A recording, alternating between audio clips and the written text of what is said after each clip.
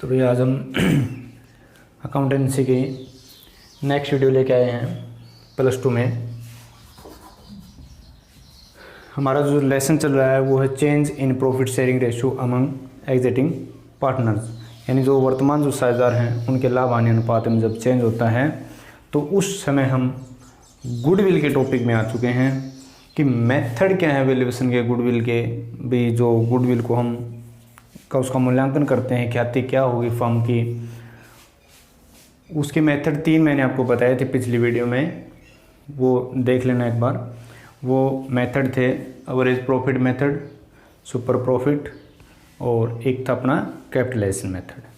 तो आज हम पहला मेथड है एवरेज प्रॉफिट मेथड। तो बच्चों इसमें हम क्या करते हैं कि हम फर्म के पिछले 3 या 4 वर्षों के क्या निकाल लेते हैं, प्रॉफिट को जोड़ के उसमें से एवरेज प्रॉफिट निकाल लेते हैं और एवरेज प्रॉफिट को हम क्या कर देते हैं number of year of purchase से मल्टीप्लिकेशन। क्यों भाई? क्योंकि ये तो है नहीं कि आज गुडविल है तो वो एकदम से नष्ट हो जाएगी। ये मान के चलते हैं कि फर्म इस गुडविल का फ़ायदा आने वाले 3 या 4 वर्षों तक उठाएगी। तो ये आपको दिया मिलेगा क्वेश्चन के अंदर। एवरेज प्रॉफिट कैसे निकलेगा? Total profit by number of year. अब टोटल प्रॉफिट अब निकालना सीखेंगे एक क्वेश्चन के माध्यम से। उससे पहले आप कुछ एडजस्टमेंट इसके अंदर हमें करनी पड़ती हैं, वो देख लो। पहली एडजस्टमेंट है, अगर अब नॉर्मल इनकम अगर दे रखी है, असामान्य आय, असामान्य आय अगर दे रखी है तो उसको हम माइनस कर देंगे। माइनस क्यों कर देंगे? क्योंकि ये बार बार प्राप्त होने वाली आय नहीं है।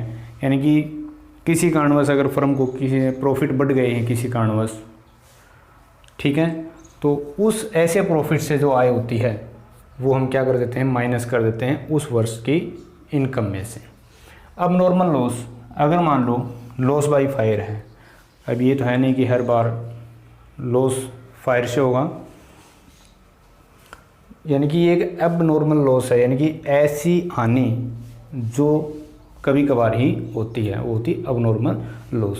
उनको हम क्या कर देते हैं वापस ऐड कर देते हैं, क्योंकि इससे हमारे वर्ष के लाभ कम हो गए थे, लेकिन इन फ्यूचर तो ऐसा नहीं होगा, इसलिए हम इसको क्या करते हैं ऐड कर देते हैं। इनकम फ्रॉम इन्वेस्टमेंट्स, ये एक ऐसी आय है जो हमने कहीं बाहर इन्वेस्टमेंट कर रखा है, उसका ब्याज आ रहा है या उसको बेचने से जो प्रॉफिट हुआ है उसके कारण हमारी फर्म के प्रॉफिट उस वर्ष बढ़ गए हैं, लेकिन इसको हमें घटाना पड़ेगा क्योंकि हमारी ये क्या नहीं है सामान्य आय नहीं है। ओके, तो ये फॉर्मूला रहेगा आपका एवरेज प्रॉफिट इनटू में number of year of purchase. ये 3 एडजस्टमेंट आपको सीखनी है इसके अंदर।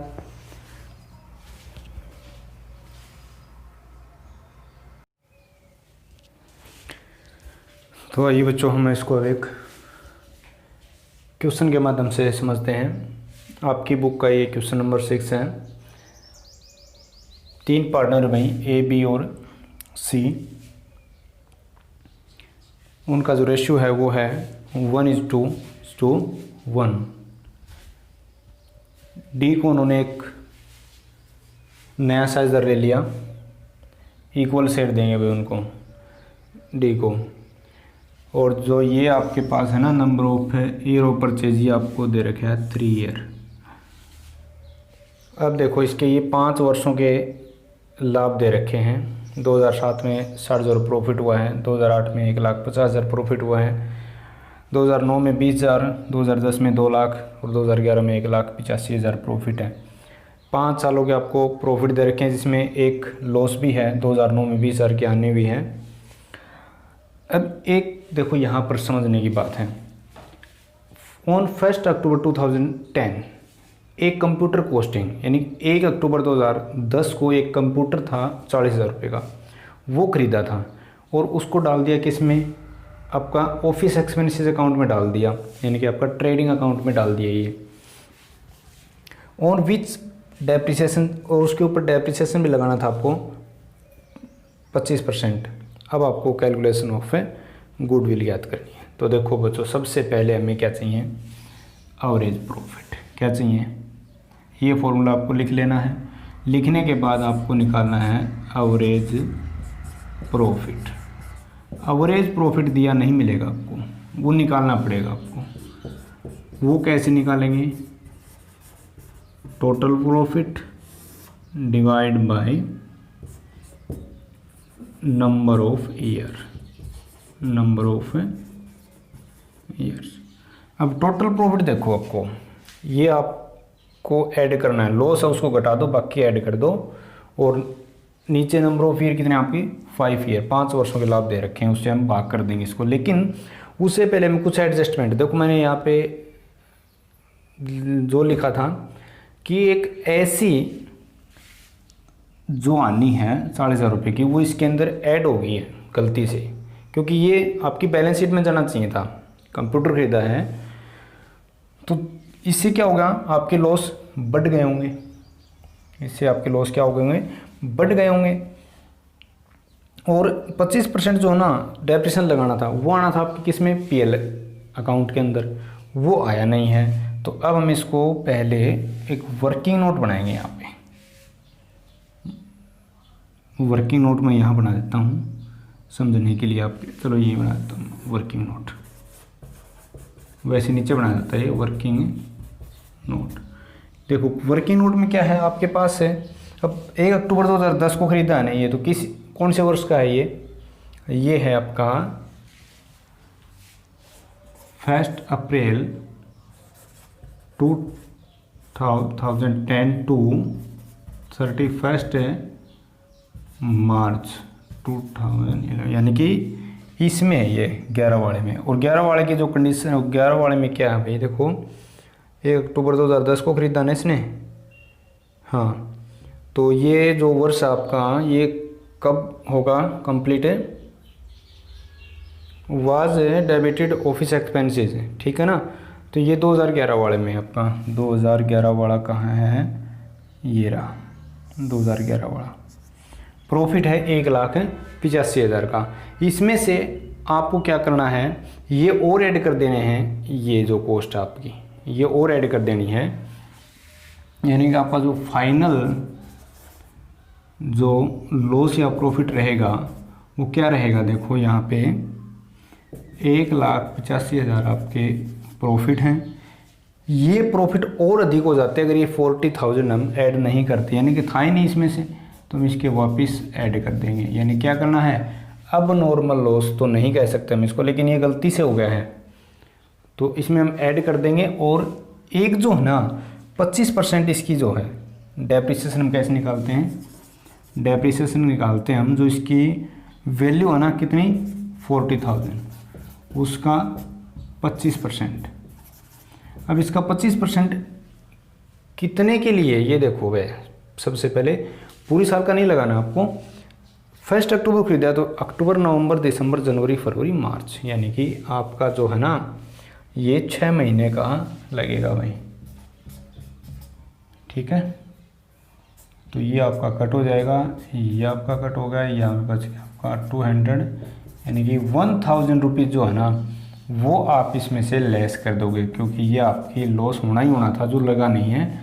तो अब इसको ऐड करेंगे ना, ये कितना हो जाएगा भाई, ये हो जाएगा आपका 5 और यहाँ पे हो जाएगा आपका 2 और लेस कर देंगे हम 10,000 तो नहीं हो जाएगा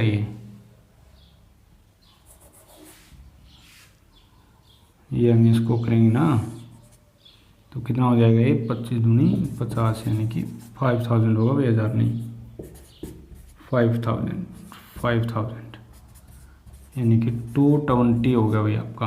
अब हम इसका टोटल प्रॉफिट निकालेंगे बच्चों। टोटल प्रॉफिट क्या होता है, देखो 60,000 प्लस में 150, लॉस है तो माइनस कर देंगे, प्लस और एक और प्लस में है आपका कितना है, ये 220 लेना भाई, ठीक है। और बाई क्या कर देंगे 5। अब देखो यहाँ पे इसको हम जोड़ेंगे तो ये हो गया आपका 4 है, 1 5 6,10,000 आपका हो गया। और यहाँ हम इसमें कर दिया तो ये 5 1 जा 5, 5 2 जा 10 और 5 2 जा 10। ये आपका आ गया एवरेज प्रॉफिट। आपको निकालना है वैल्यू ऑफ गुडविल। ये कैसे निकलती है? 1 इंटू में कितने के लिए है? 3 ईयर्स के लिए है। तो हम इसको कर देंगे तो ये आपका आ जाएगा value of goodwill.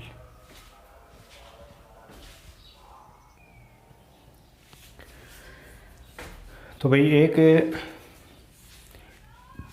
Average profit method में ही एक छोटा सा टॉपिक और ऐड कर दिया इसने, वेटेड एवरेज प्रॉफिट मेथड।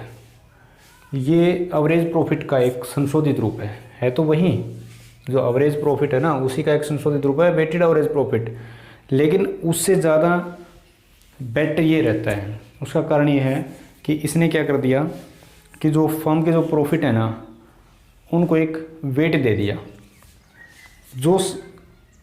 जो हमारा सबसे नवीनतम जो वर्ष है ना, जैसे 2003 है यहाँ पे, इसको सबसे ज़्यादा वेट दिया है, फिर उससे कम, फिर उससे कम, और जो सबसे लास्ट वाला है ना ये वाला, इसको सबसे कम दिया है।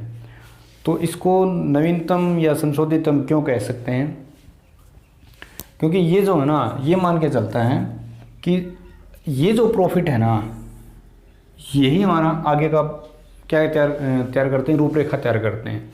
यानी कि यहाँ प्रॉफिट हुआ था, ठीक है, कुछ फर्क पड़ सकता है, लेकिन इतना नहीं पड़ेगा जितना इसका पड़ेगा। यानी कि इन फ्यूचर ये जो प्रॉफिट है ये ज़्यादा महत्व रखते हैं, इसलिए इसने वेट दे दिया इनको।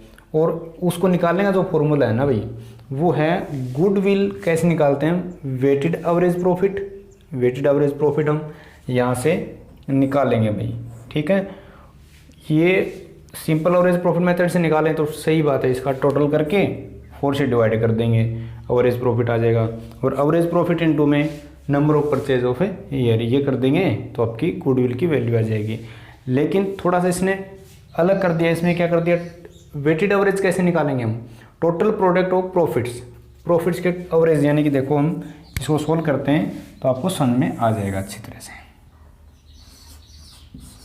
इसको हम सोल्व करते हैं तो सोल्व किया हमने इसको। सबसे पहले लिखा हमने ईयर्स, तो ये कौन से दे रखे हैं आपको?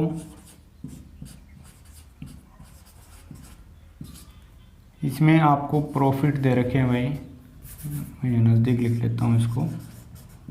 प्रॉफिट्स दे रखे हैं 80,000,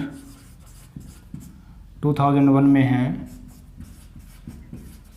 1 लाख, 2002 में है 110 और 2003 में है 150। ठीक है। वेट आपकी बुक में दे रखे हैं भाई, वो सांस देख लेना। यहाँ पे दे रखा है 1 2 3 और 4। ठीक है। अब फॉर्मूले के अकॉर्डिंग क्या करते हैं? प्रोडक्ट करते हैं इनका, प्रोडक्ट ऑफ प्रॉफिट। तो हम यहाँ लिख देंगे इनका प्रोडक्ट। ठीक है। तो इसका प्रोडक्ट कितना आएगा? ये आएगा। इसको हम करेंगे तो ये आएगा आपका 2 लाख और यहाँ पे आपका आएगा 3,30,000 और यहाँ पे आएगा आपका 6 लाख। ठीक है। क्या कर लेंगे हम इनका टोटल कर लेंगे, इनका टोटल भी और इनका भी टोटल। इनका टोटल कितना हो जाएगा? 3 3 6 और 4 10। इनका टोटल कितना हो जाएगा?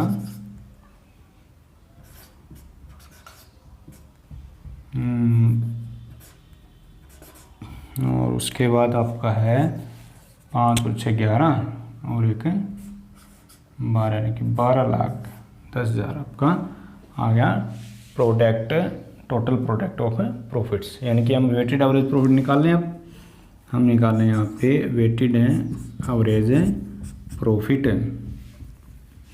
फॉर्मूला के अकॉर्डिंग हम चलेंगे भाई यहाँ पे। तो यहाँ पे आपका आएगा 10। कितना आ गया भाई आपका? 1,21,000। अब हम क्या करेंगे बच्चों? इसका हमारा जो गुडविल का फॉर्मूला है वो है गुडविल का फॉर्मूला आपका वेटेड एवरेज प्रॉफिट इनटू में नंबर ऑफ ईयर्स परचेज। तो ये आपका कितना आ गया 120 इंटू में कितना दे रखे आपको 3 ईयर। आपका जो आंसर रहेगा बच्चों रहेगा 3,63,000। ओके,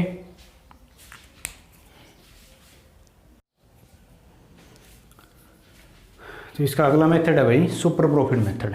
सुपर प्रॉफिट मेथड क्या होता है कि जब फर्म अपने जैसे दूसरी फर्मों की तुलना में अधिक लाभ कमाती है तो उन फर्मों से जितना वो अधिक लाभ कमाएगी वो होता है उसका सुपर प्रॉफिट। एक एग्जांपल लेते हैं हम कि भाई ए और बी दोनों एक जैसा ही क्या कर रही हैं, व्यापार कर रही हैं।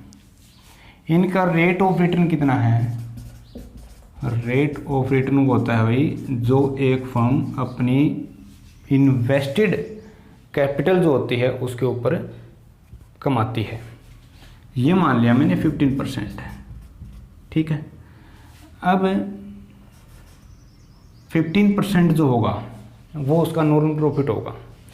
हमारी फर्म ने जो है ना 1 लाख रुपीज़ लगा रखे हैं और इसने भी 1 लाख रुपीज़ लगा रखे हैं, ठीक है। इसने तो अपना नॉर्मल रेट है यानी कि 15% के हिसाब से कमाया है 15,000, लेकिन हमारी जो फर्म ने है ना वो 25,000 रुपये कमा लिया भाई, ठीक है।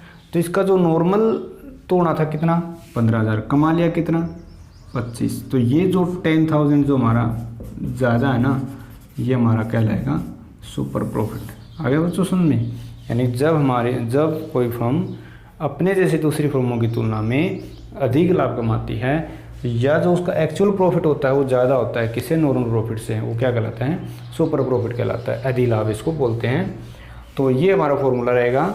एवरेज प्रॉफिट में एवरेज प्रॉफिट लगा देना यहाँ पे, सुपर प्रॉफिट में यहाँ सुपर प्रॉफिट लगा देना, number of year of purchase से इसको मल्टीप्लाई कर देना। बिल्कुल आसान है यहाँ तक। तो अब सुपर प्रॉफिट निकालने का फॉर्मूला ये है आपका कि जो आपका एक्चुअल जो प्रॉफिट है ना वो उसमें से नॉर्मल प्रॉफिट घटा दो। नॉर्मल प्रॉफिट मैंने आपको बता दिया कैसे निकालना है, इसका मैंने लिख भी रखा है यहाँ पे कि कैपिटल इन्वेस्टेड इनटू में रेट ऑफ रिटर्न बाई 100।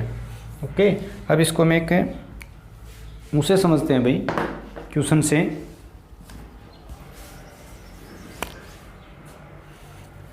वो है हमारा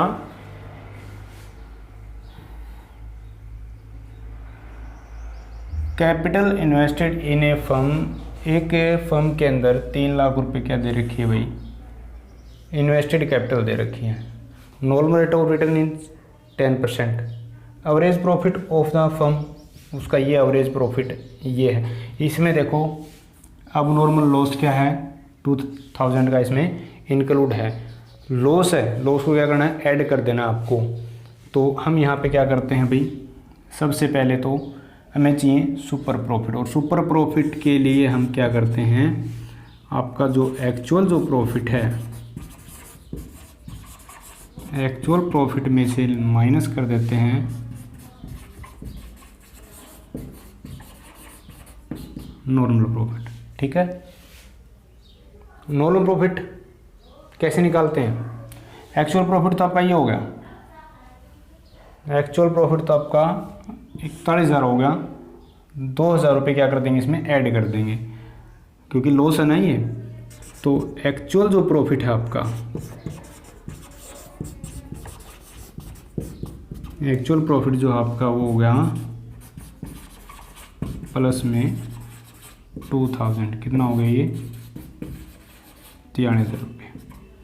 नॉर्मल प्रॉफिट निकालेंगे हम, नॉर्मल प्रॉफिट क्या करेंगे निकालेंगे। कैसे निकालेंगे, कैपिटल इन्वेस्टेड कितनी है आपकी, मैंने फॉर्मूले ऊपर लिख रखे हैं, मैं बार बार नहीं लिखूंगा। ये 3 लाख और रेट कितना है इसका 10%। कितना होना चाहिए कट करने के बाद 30,000 रुपीज़, आ गया ना सुपर प्रॉफिट आपका। सुपर प्रॉफिट आ गया आपका 43 माइनस में 30, यानी कि आपका आ गया 13,000 रुपये। हम क्या कर करें, ज़्यादा कमा रहे हैं। गुडविल ज्ञात करनी है भाई। गुडविल ज्ञात करेंगे तो आपका कितना आएगा, ये super profit number of purchase year,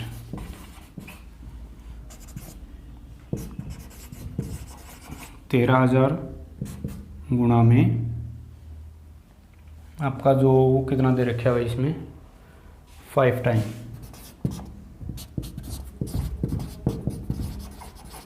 ये आपका आ गया 65,000।